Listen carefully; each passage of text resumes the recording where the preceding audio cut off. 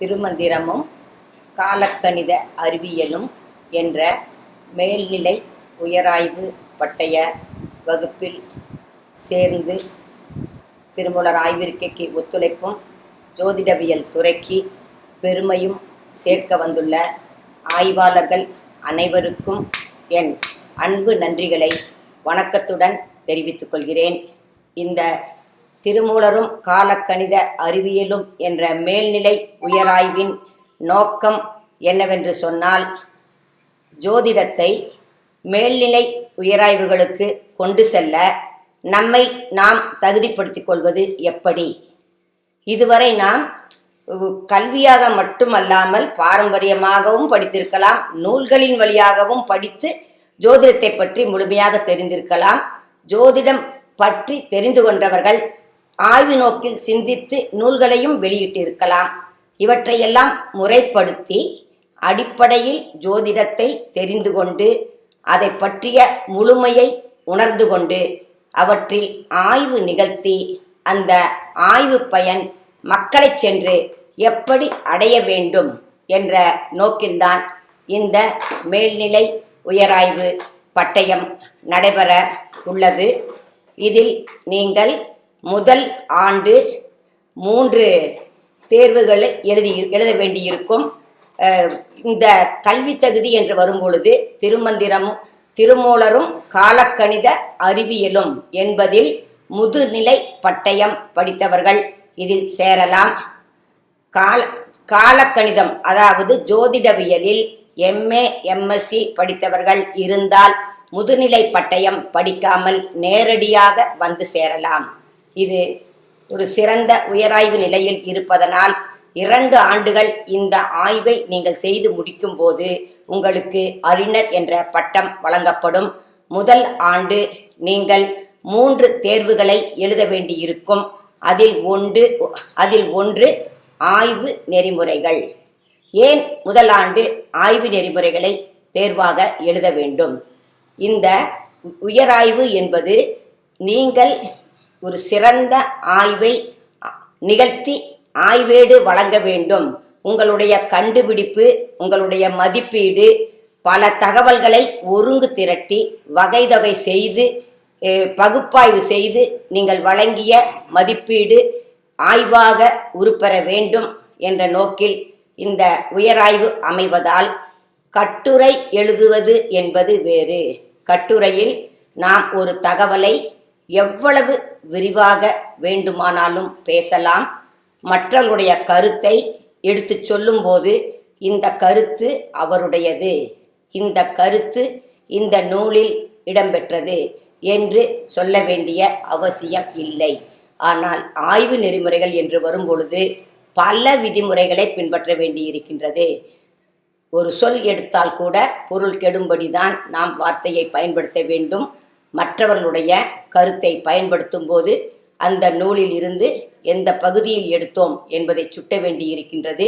இந்த கருத்து எந்த நூலில் இடம்பெற்றது என்ற துணைநூல் பட்டியலையும் கொடுக்க வேண்டியிருக்கிறது.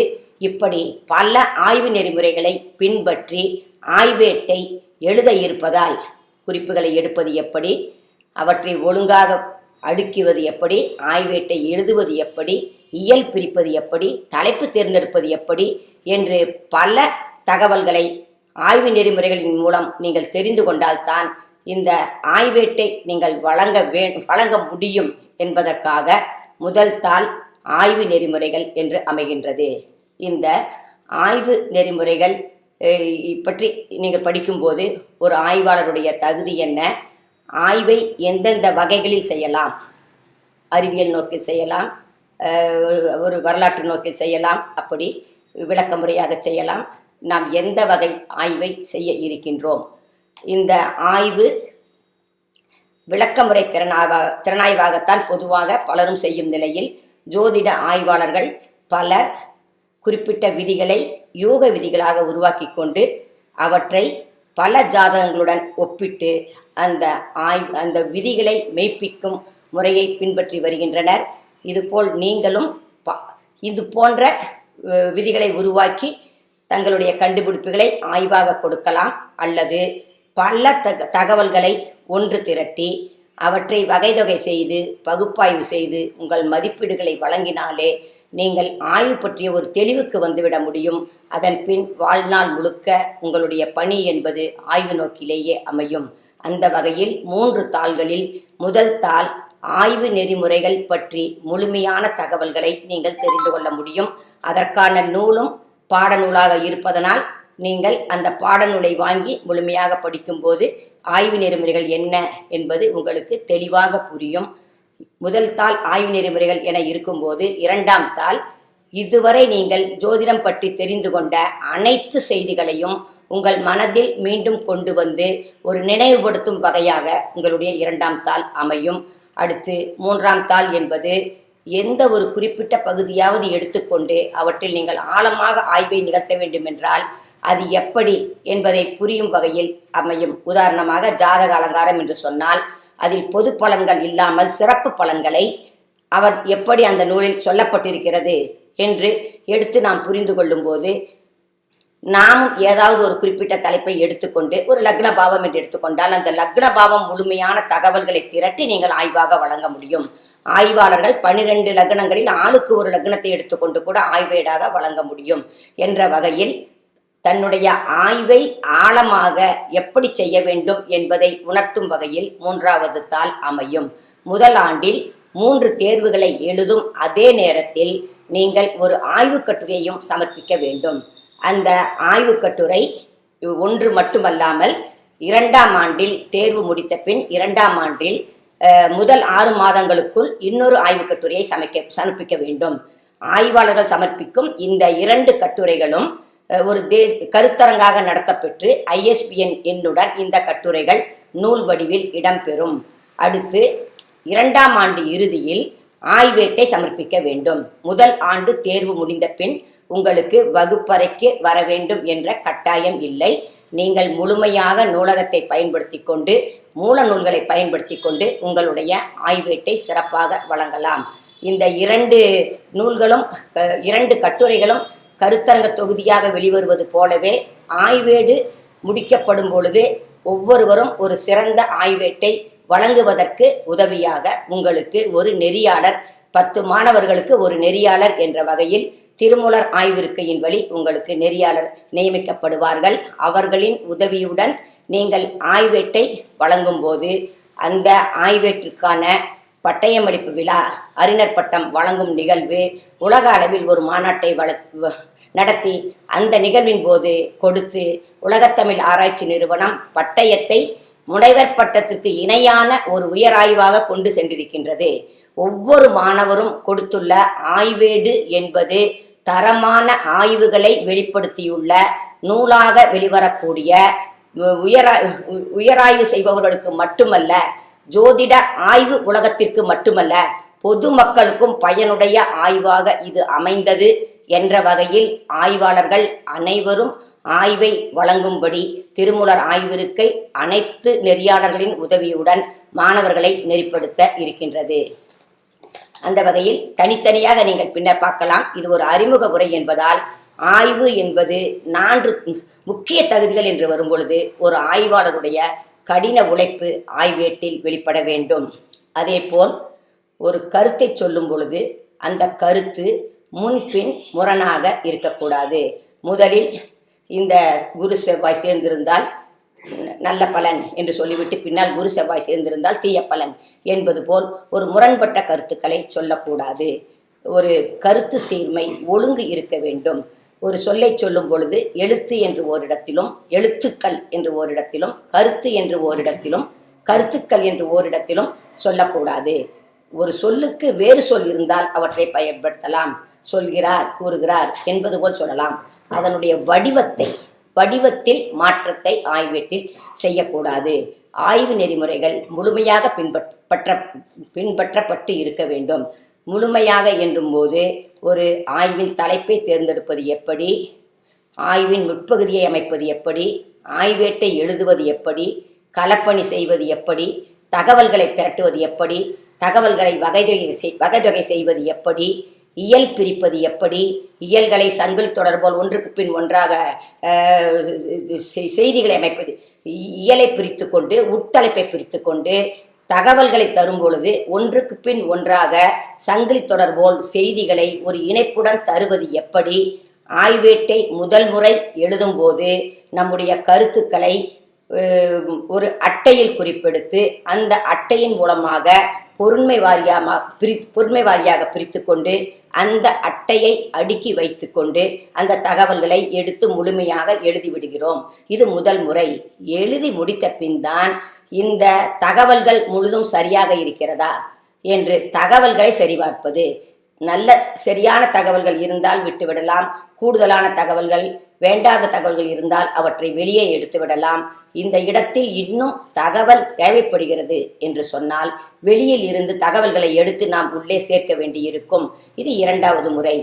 மூன்றாவது முறை எழுதும்போது முழுக்க கருத்துக்களை எல்லாம் இரண்டாம் முறையிலேயே முடித்துவிட வேண்டும். கருத்துக்கள் சரியாக இருக்கிறதா என்பதை மூன்றாம் முறை ஆய்வேட்டை சரிபார்க்கும் போது முழுக்க இது ஆய்வு நெறிமுறையோடு இருக்கின்றதா, மொழி நடை சரியாக பின்பற்றப்பட்டிருக்கின்றதா, மேற்கோள்கள் சரியாக கொடுக்கப்பட்டிருக்கின்றதா, துணைநூல் பட்டியல் தரப்பட்டிருக்கின்றதா, உள்ளே அடிக்குறிப்பு செய்தி இருக்கிறது என்று சொன்னால் அந்த நூல் துணைநூல் பட்டியலில் இடம்பெற்றிருக்கின்றதா, மேற்கோளை பயன்படுத்தும் பொழுது ஆசிரியருடைய தகவலை அப்படியே எடுத்திருந்தால் இரட்டை மேற்கோளில் கொடுத்திருக்கிறாரா, அவருடைய தகவல்களை உள்வாங்கி எழுதியிருந்தால் ஒற்றை மேற்கோளில் கொடுத்திருக்கின்றாரா, அடிக்குறிப்புகளை இயல் இறுதியில் கொடுக்கின்றாரா, நூலுக்கு அந்த பக்கத்தின் கீழ் கொடுக்கிறாரா, நூலின் பின் கொடுக்கிறாரா என்று ஆய்வாளருடைய ஆய்வு தொடர்பான நெறிமுறைகள் அனைத்தையும் சரிபார்ப்பதாக இந்த மூன்றாவது படி அமைய வேண்டும்.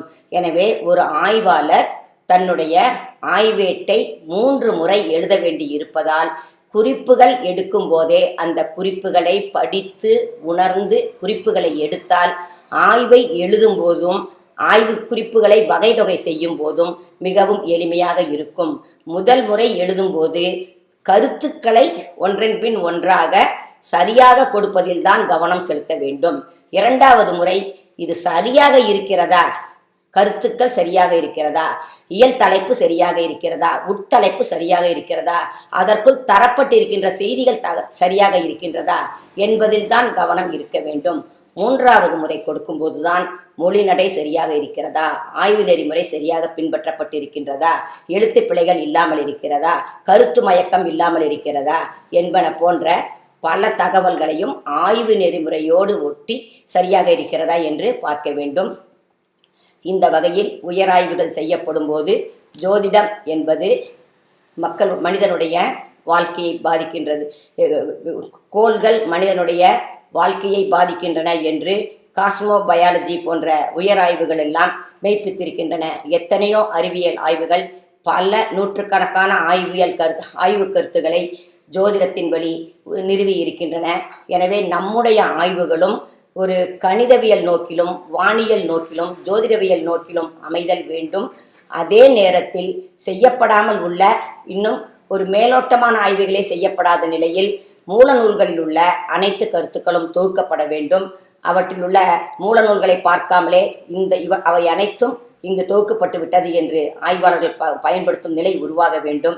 எனவே உயர் ஆய்வுகள் அவசியம் செய்யப்பட வேண்டும் என்ற ஒரு நிலையில் நாம் செய்யக்கூடிய இந்த ஆய்வுகள் தரமானதாக அமைய வேண்டும். எனவே நீங்கள் இந்த கூகுள் கிளாஸ் ரூமில் வந்துதான் உங்களுடைய அறிவை வளர்த்து கொள்வது என்பது மேல்நிலை உயராய்வுக்கு உரிய தகவல் அல்ல. நீங்களாகவே ஒரு முதுநிலை பட்டயம் வரை MA படிக்கும் வரைதான் உங்களுடைய அறிவை வளர்த்து கொள்வதற்கு கல்வி அறை பயனுடையதாக இருக்கும். அதாவது வகுப்பறை பயனுடையதாக இருக்கும். அதற்கு பின் தாங்களாகவே முயன்று அந்த அறிவை வளர்த்து கொள்ள வேண்டும். உங்களுக்கு வரக்கூடிய ஐயங்களை நீங்கள் கூகுள் வகுப்பறையிலும் கேள்வியாக வினா தொடுக்கலாம், அல்லது உங்கள் மின்னஞ்சலில் தெரியப்படுத்தலாம், அல்லது நெறியாளர் நியமிக்கப்படும் போது நெறியாளர் மூலமாக உங்கள் ஐயங்களை தீர்த்து கொள்ளலாம். எனவே ஆய்வாளருடைய தேடலும் முயற்சியும் தான் ஒரு ஆய்வு சிறப்பதற்கு உறுதுணை புரியும் என்ற வகையில் ஒவ்வொரு ஆய்வாளர்களும் கடின உழைப்புடனும் ஈடுபாட்டுடனும் இந்த ஆய்வை மேற்கொள்ள வேண்டும். ஜோதிடத்தில் இப்பொழுது சொன்னது மட்டுமல்லாமல் இன்னும் சிறப்பு நிலையில் ஆய்வுகள் நிகழ்த்தப்படும் போது இத்தகைய ஆய்வுகள் மக்களுக்கு பயன் தருவதாக அமையும். அனைத்து துறைகளைப் போன்றே ஜோதிடத்துறையும் பயனுடைய ஒரு துறை ஆகும். அது மட்டுமல்ல, ஒவ்வொரு துறையிலும் உள்ள தனி மனிதனின் வளர்ச்சிக்கும் அத்துறைகளின் வளர்ச்சிக்கும் பயன்படக்கூடிய துறை ஜோதிடத்துறை. எனவே ஜோதிடத்தில் உயராய்வுகள் என்பது காலத்தின் கட்டாய தேவை ஆகும். ஜோதிட வானியல், ஜோதிட அறிவியல், ஜோதிட மருத்துவம், ஜோதிட உளவியல் பலனை கணித்து அறிவதற்கான ஒருமித்த கருத்துடைய திட்ட வரையறை, மூலநூல் கருத்துகளின் தொகுப்பு முதலான ஆய்வு நூல்கள் வெளிவருதல் வேண்டும். இந்த ஜோதிடம் வாழ்வியலை அறிவிக்கும் காலக்கணிதம். ஒருவர் எப்படிப்பட்டவராக இருப்பார் என்ற அவரது குணத்தை தெரிவிக்கும் காலக்கண்ணாடி. ஜோதிடத்தின் வழி எந்த துறை சார்ந்த கல்வியை கற்கலாம் என மாணவர்களுக்கு உரிய கல்வியை தேர்ந்து படிக்கக்கூடிய நிலையை பரவலாக்கம் செய்ய முடியும். ஒருவர் எந்த துறையில் சிறப்பாக செயல்பட முடியும் என கணிக்க முடியும். நோய் இயங்கும் கால அளவு, ஆயுள் மற்றும் நோயின் குணங்களை அறிந்து நோயாளிகளை குணப்படுத்த இயலும். அமாவாசை, பௌர்ணமி, அட்டமி போன்ற நாட்களில் புதிய மருந்துகளையும் அறுவை மருத்துவத்தையும் தவிர்க்க முடியும். மருத்துவர்களும் நோயாளிகளும் ஜாதகங்களை புரிந்து கொண்டு நோய் தீர்க்கும் வழிகளில் மன உறுதியுடன் செயல்பட உதவுவதாகவும் இருக்கும். சனி, செவ்வாய், ராகு வலுவாய் இருக்கும், அதாவது அது வலுத்து இருக்கும் பொழுது குற்ற உத்வேக நாட்களாக அவை அமையும். ஒருவருக்கு குற்றம் செய்யக்கூடிய உணர்வு எல்லா நேரத்திலும் வராது. சனி, செவ்வாய், ராகு வலுக்கும் நேரங்களில்தான் அந்த குற்ற உத்வேகம் அதிகமாக இருக்கும். எனவே சனி, செவ்வாய், ராகு வலுவாய் இருக்கும் அந்த குற்ற உத்வேக நாட்கள், நேரங்கள், குற்றவாளிகளின் குற்ற மனப்பான்மை கூடும் மாத கோச்சார நிலைகள், குற்றவாளிகளின் கைவிரேகைகள் என்பன போன்ற கணிப்புகளின் வழி குற்றங்களை குறைக்கலாம்.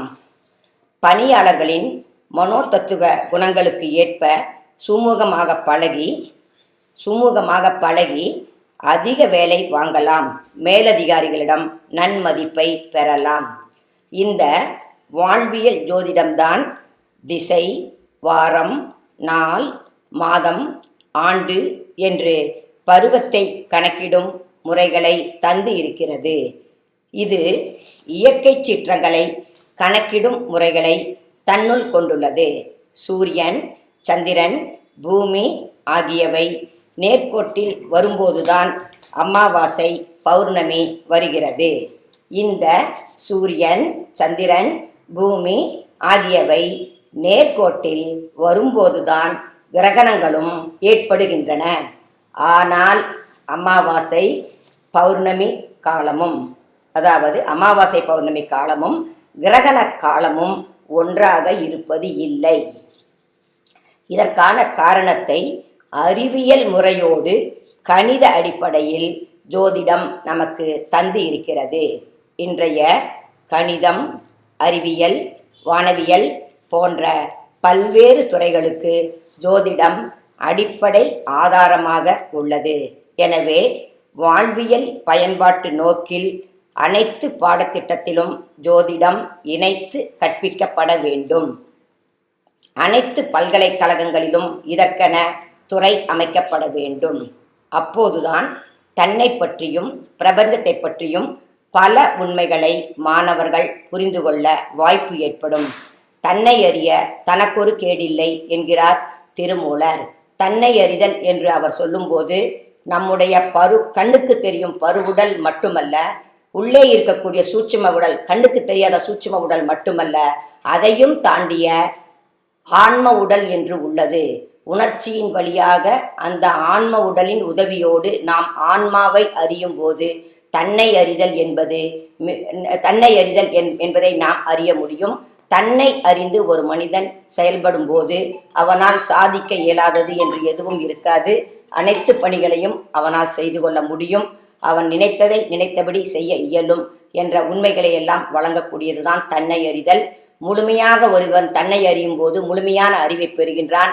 அதற்கான படிப்படியான ஒரு நல்ல வாய்ப்புகளை வழங்குவதுதான் இந்த காலக்கணிதம், திருமந்திரம், திருவருட்பா போன்ற ஆன்மீக கல்விகள். எனவே ஆன்மீக கல்வியின் வழியாகவும் நாம் இந்த தன்னை அறிதல் என்ற ஒன்றை அறிய இயலும் என்பதனால் பல மாணவர்கள் ஜோதிடத்தை ஆன்மீகத்துடன் இணைத்து தம்முடைய ஆய்வை நிகழ்த்தினால் அந்த ஆய்வின் பயன் முழுமையாக இருக்கும். பொதுவாக பரிகாரங்கள் பயன் தராது. எதை கோள்களின் வலிமையை குறைக்க முடியாது, எதை அனுபவிக்க வேண்டுமோ அதை அனுபவித்துத்தான் தீர வேண்டும் என்று சொல்வார்கள். ஆனால் ஆன்மீகத்தின் வழி, யோகத்தின் வழி ஒருவன் தன் எதிர்ப்பு சக்தியை வலுத்து கொள்ளும் போது, அந்த நோய் ஏற்படும் போது எப்படி வெளியில் இருந்து மருந்து உட்கொண்டு அந்த நோயை சரி செய்து கொள்கிறாரோ அதுபோல் கோள்களின் தாக்கம் நமக்குள் நோயை ஏற்படுத்தும் போது யோகா மருந்தாகவும், நம்முடைய மன வலிமை, இறை வழிபாடு, மந்திரங்கள் என்பது பிரபஞ்ச ஆற்றலை நமக்கு பெற்றுத்தருவதுதான். ஓம் நமச்சிவாய என்று சொன்னால் நமச்சிவாய என்பது பஞ்சபோத ஆற்றலை நாம் பெறுவது. சிவாய நம என்பது சூட்சுமமாக பல சக்திகளை வந்து நம்முடைய பஞ்சபூத ஆற்றலை பெறுவதுதான். எனவே சிவாய நம என்ற சொற்கள் பஞ்சபூத ஆற்றலை பெற்றுத்தருவதாக இருப்பதனால் நாம் இந்த ஆன்மீக கல்வியின் வழியாக பயணிக்கும் போது கோள்கள் தன்னுடைய வலிமையை இழக்கும். திருமூலர் சொல்லும் போது நம்முடைய தலையில் 12 ராசிகளும் உள்ளது. நாம் ஒவ்வொரு ராசிகளையும் நட்சத்திரங்களையும் 6 ஆதாரங்களில் வைத்து தியானிக்கும் போது அவை தீய பலன்களை செய்யாமல் வலிமையை இழக்கின்றன என்றெல்லாம் கூறியிருப்பார். எனவே பரிகாரங்கள் வெளியே செய்வதை காட்டிலும் நம் அகத்துக்குள் செய்யும் போது அது நல்ல ஒரு பலனை தரும் என்ற வகையில் பலரும் அறிவியல் நோக்கோடு வானியல் நோக்கோடு செய்வது போல மெய்ஞானமும் ஒரு அறிவியல் தான், ஆன்மீகமும் ஒரு அறிவியல் தான். ஆன்மீகம் என்பது ஒன்றுமல்ல, இயற்கை பற்றிய உண்மையை நாம் புரிந்து கொள்வது. அந்த இயற்கையை புரிந்து கொண்ட நாம் யார், நாம் எங்கிருந்து வந்தோம் என்பவற்றையெல்லாம் முழுமையாக புரிந்து கொண்டு முழுமையான அறிவை நாம் பெற்றுக்கொள்வது. எனவே அந்த ஆன்மீகத்தோடு இணைத்தும் நாம் இந்த காலக்கணிதத்தை கொண்டு சென்றால் திருமூலர் ஆய்விற்கை செய்து கொண்டுள்ள பல உயராய்வுகளில் உங்களது ஆய்வும் சிறப்பதாக அமையும். அந்த திருமந்திரத்தில் சொன்ன தன்னை அறிய தனக்கு ஒரு கேடில்லை என்பது இந்த காலக்கணிதத்திற்கு பொருத்தமானது என்பது மட்டுமல்ல, இன்னும் ஜோதிடத்தில் உள்ள பல செய்திகளை திருமூலர் தன்னுடைய திருமந்திரத்தில் பேசியிருக்கின்றார். கரு உற்பத்தி, ஆயில், இன்னும் பல ஜோதிட செய்திகளை மிகச்சிறப்பாக திருமூலர் பேசியிருக்கின்றார். ஜோதிடத்தில் மறைந்து நிற்கும் பல வியப்புக்குரிய இயற்கை உண்மைகளை நாம் இந்த ஆய்வுகளின் வழியாக அறிய வாய்ப்பு ஏற்படும். தொடக்க நிலையில் நீங்கள் எளிமையாக ஆய்வுகளை நிகழ்த்தினால் போதுமானது. இங்கு நீங்கள் ஆய்வுகளை செய்ய கற்றுக்கொண்ட பின் இந்த திருமூலர் ஆய்விற்கை தொடர்ந்து நீங்கள் ஆய்வுகளை செய்வதற்கு அதுவே நிதி நல்க முன்வருவதால் முதலில் ஆய்வை புரிந்து கொண்டு எளிமையான வகைதொகை செய்து வழங்கக்கூடிய விளக்கமுறை திறனாய்வு ஆய்வுகளை நீங்கள் அளித்தாலே போதுமானது.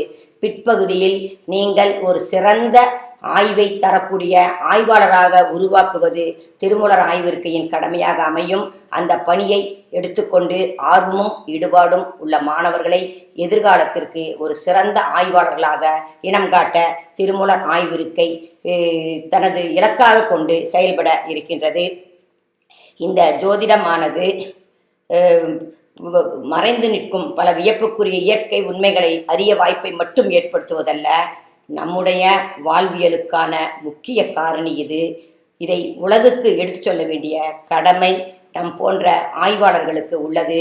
எனவே இதில் படிக்க வந்துள்ளவர்கள் இன்னும் நூற்றுக்கணக்கானவர்கள் இதில் வந்து சேருவதாக எங்களிடம் சொல்லி இருப்பதனால் இந்த ஆண்டு நூற்றுக்கணக்கான ஆய்வாளர்கள் உருவாகக்கூடிய நிலையில் உங்களுடைய அனைத்து ஆய்வுகளும் பயனுடைய ஆய்வாக அமைய ஆவண செய்து உங்கள் ஆய்வு புலமையை அதிகப்படுத்த எல்லா வகையிலும் நாங்கள் உறுதுணையாக இருப்பதால் நீங்களும் இந்த கூகுள் வகுப்பறை பாடநூல்கள் என்று இல்லாமல் உங்களுடைய அறிவை வளப்படுத்தி கொள்ள ஜோதிடத்தில் உள்ள சிக்கலான பகுதிகள், புரிந்து கொள்ள வேண்டிய பகுதிகள், முதலில் தெளிவு பெற வேண்டிய பகுதிகள் என்ற நோக்கிலெல்லாம் ஜோதிடத்தை நீங்கள் அணுக வேண்டும்.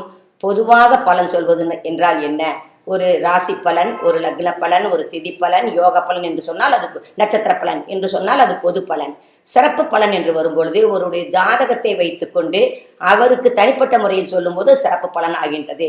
இப்படி பொது பலன், சிறப்பு பலன், அதற்கு மேலும் கணித அறிவியல் முறைகளோடு ஒரே ஒரு சின்ன விதிக்கு பலன் கண்டுபிடிக்க 12 நாட்கள் கணிதம் செய்யக்கூடிய அளவிற்கு உள்ள கணித முறைகளை பற்றிய விளக்கங்கள் என்று பல கோணங்களில் நீங்கள் உங்களுடைய அறிவை வளர்த்து கொள்ள முடியும். அந்த வகையில் தொடர்ந்து பல அரிய கருத்துக்களை உங்களுக்கு நாங்கள் திரட்டி வழங்க இருப்பதனால் இந்த ஜோதிடம் ஒரு பலன் அறிவதற்காக மட்டுமல்ல, நாம் இதை தெரிந்து கொண்டு நம்முடைய அறிவை வளர்த்து கொள்வதற்காக மட்டுமல்ல, மக்களுடைய வாழ்வியலை செம்மைப்படுத்தி சமுதாய முன்னேற்றத்திற்கும் இது பயன்படும் என்ற தன்னம்பிக்கையை வழங்குவதாக இந்த வகுப்பு அமையும்.